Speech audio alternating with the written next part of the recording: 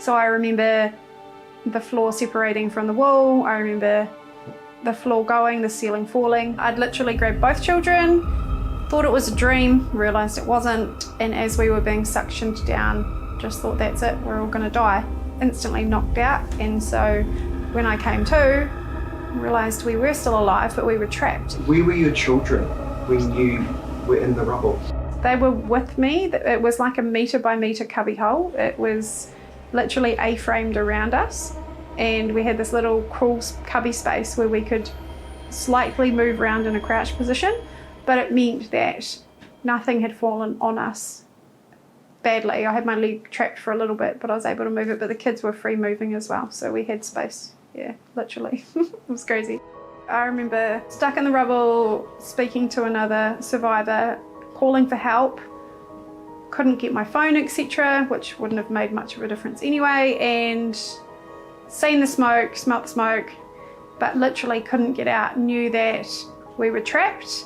And then I seen Evan's face, who pulled us all out of our little cubby hole and got passed down the line of rescuers, taken to Latimer Square. As Evan, who rescued us, said, minutes from perishing in the fire, so we were very lucky to get out.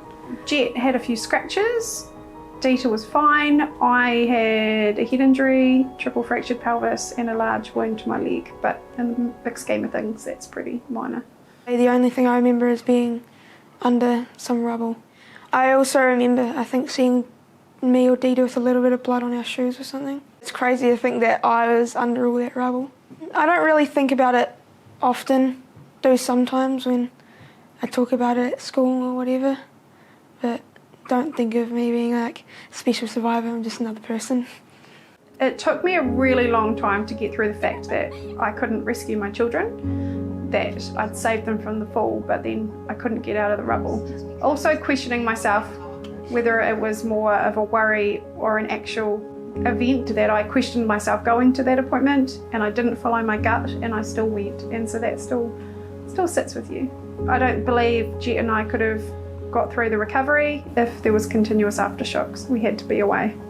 Just mentally it would have been way too hard. Someone said to me once, it can be something that has happened to you or it can be the rest of your life, and I decided I didn't want it to frame the rest of our lives, so we just had to emotionally, mentally move on. And we don't make it a big part of our lives. A lot of people don't even know, and we don't bring it up all the time in front of the children, so it's nice just to be able to have a normal, happy, healthy household without the anxiety of the earthquakes.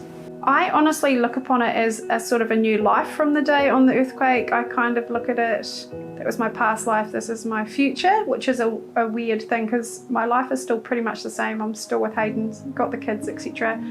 But just look at life in a really positive angle because anything could happen at any minute and life could always be worse.